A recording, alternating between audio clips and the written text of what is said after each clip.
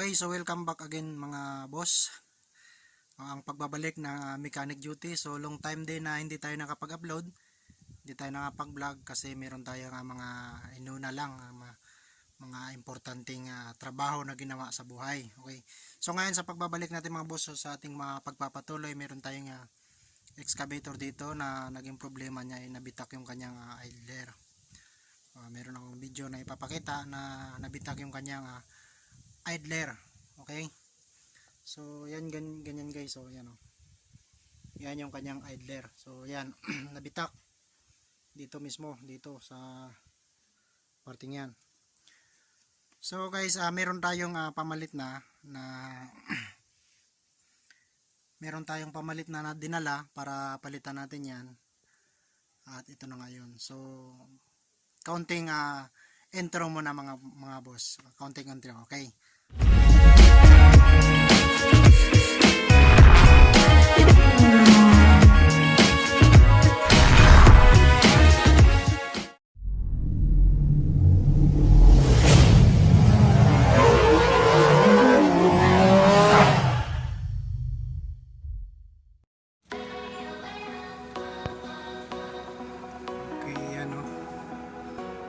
Buka, biak yan ang loob.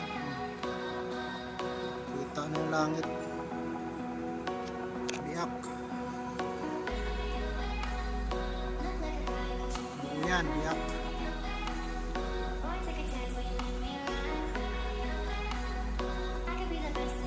Das.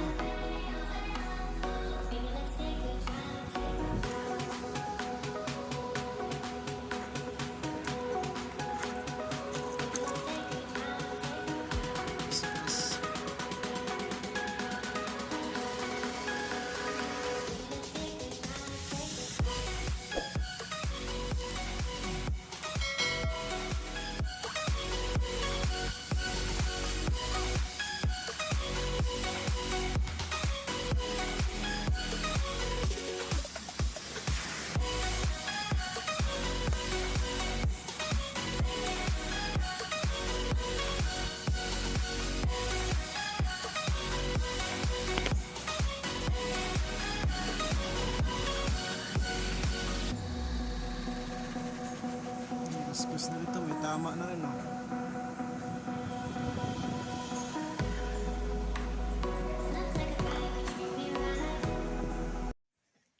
Okay, so ito mga bossing ay meron tayong itong idler. Bali kinahoy lang natin yan dun sa ibang unit. Ayos pa naman ito. Yung isa kasi dito talaga yung nabitak ko. Bali ito yung ating pamalit. Ayan. At yan na nga mga bossing. So natanggal ko na. Yan, tinanggal ko na yung idler. Meron lang siyang kwan dito mga boss. Yan, kapag tatanggal yan mga idol, yan o, makikita nyo. Yan. Meron lang siyang lock. Yan, yung lock na yan. Tanggalin nyo lang yung fittings na yan. Tsaka nakapatong lang kasi yan, ayan o. Yan, nakapatong lang yan dyan. Okay, so yung grease fitting na yung makikita nyo, yung pinagsasaksakan ng grasa. Tanggalin nyo lang yan para lumabas lahat ng grasa. Pagkatapos, ipapatulak nyo ito mga boss sa bako. Ipapatulak nyo ito para itong bilog na ito umabante pa dyan, papunta dyan, paloob umabante. Para yung kanyang track pad lumuwag, matanggal yun na, okay? At ito na nga mga bossing, so yan, natanggal lang natin. Ang problema naman natin dito, kaya nabitak yan, yung bolt na nandito, kasi ito mga boss, nakapasok yan dyan sa spring. Yan, tapos ito, nandito yan. May bolt yan na pumipigil, yan o, mayroon yung nut na pumipigil dito para hindi siya makalas. Ang problema mga boss, wala yung kwan, wala na yung nut, nalustrid na nawala yung nut, kaya siguro na bitak na yan yan makikita nyo, kita ng langit Yan, nabitak na yung idler na yan. Kinain niya ito ng trackpad, oh.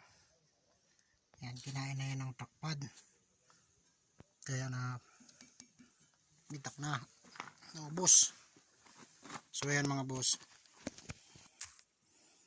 Okay, so ang mangyayari niyan, hanap na lang tayo ng ibang pwedeng makuhaan nito. Pwede makahuyan yan para may kabit natin dun sa may balik natin dito. Yan o. Yan o. Yan, para may balik na natin at magamit na natin yan. So update na lang tayo mga busing sa susunod, kasi meron pa naman tayong pwedeng makahoy dun mahanap doon. Yun lang, kasi ito mga boss, hindi talaga ito maaari na gawa ng wala nang tornilyo. Nut dito wala na, tsaka busted na rin ito. So papalit tayo, hanap tayo doon ng ibang pwedeng pamalit. Okay, sa mga hindi pa nakaka-subscribe sa ating YouTube channel, paki-subscribe na lang mga bossing. Paki-hit na lang yung ating notification bell